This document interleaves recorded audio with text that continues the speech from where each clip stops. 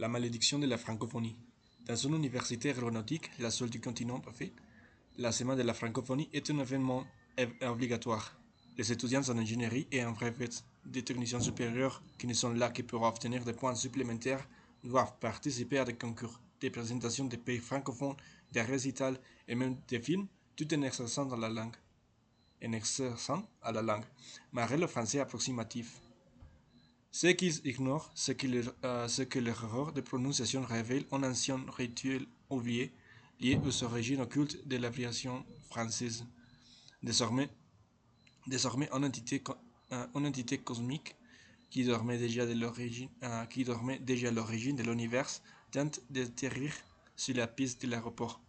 Pour l'empêcher, il ne leur reste qu'une seule solution, parler en français parfait. La semaine de la francophonie. L'événement L'événement est organisé par l'UNAC, la meilleure université du pays. Son amour pour la langue française est aussi intense que l'indifférence de la plupart des étudiants en général.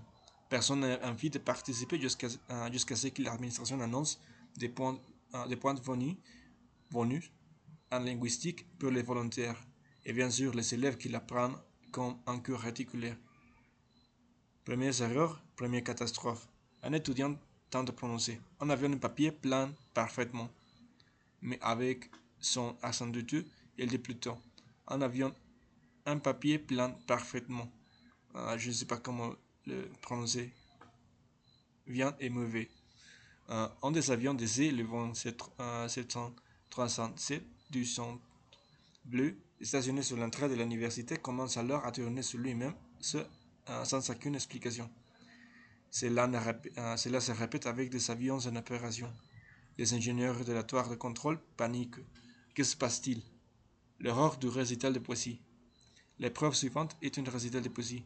Une étudiante, terrifiée à l'idée de parler en public, récite un poème de Baudelaire avec un ton hésitant et monotone. Il ignore que ses prononciations exactes correspondent à celles d'une invocation oubliée du XVIIe siècle. À même moment, les écrans radars affichent un écho inconnu. Un objet invisible que personne ne comprend, pardon, un objet invisible que personne ne comprend semble approcher. Monsieur Oscar sourit mystérieusement.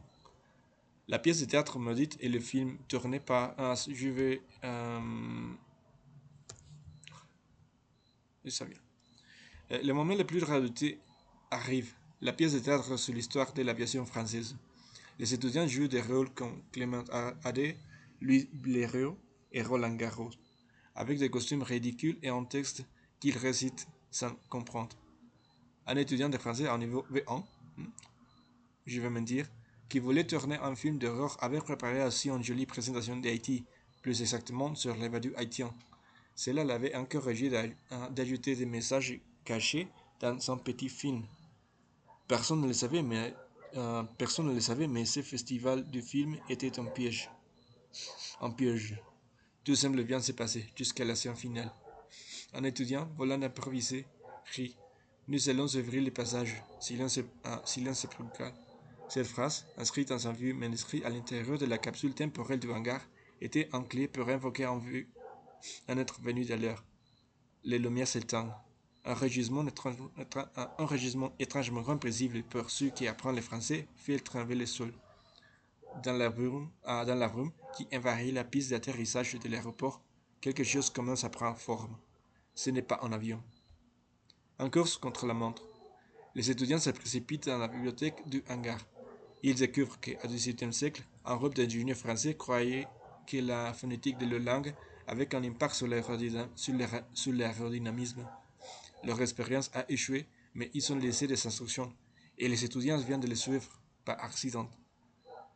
Pour refermer le passage, ils doivent prononcer une phrase en français avec une parfaite élocution. Le problème, ce sont des étudiants seulement, et leur accent est une catastrophe. Les essais ratés ne font qu'aggraver la situation. L'ombre sur la piste grandit. Soudain, un étudiant a une révélation. Il n'y a qu'une seule phrase que tout étudiant apprend à dire parfaitement en français. D'une voix tremblante, il cria tous ensemble. Je ne parle pas français. Le portail se referme instantanément. l'ultime leçon de Monsieur Oscar. Le lendemain, tout semble être revenu normal. Mais sur le tableau de la salle de français, un message est écrit en lettres élégantes. Votre prononciation a amélioré. Nous nous verrons le quadrimestre prochain. Monsieur Oscar n'est plus jamais revu. Mais parfois la nuit, sa voix résonne encore dans l'hangar de l'université. Un parfait français. Un parfait français. Et je voudrais présenter mon film parce que, comme vous pouvez le voir, j'ai travaillé un peu intensément, mais maintenant c'est le vendredi 14 mars et à 9 à 20 heures, je n'ai pas travaillé à la présentation de quoi de l'animation parce que ça va être en animation. Je le ferai en demain si tout va bien parce que maintenant je suis très malade.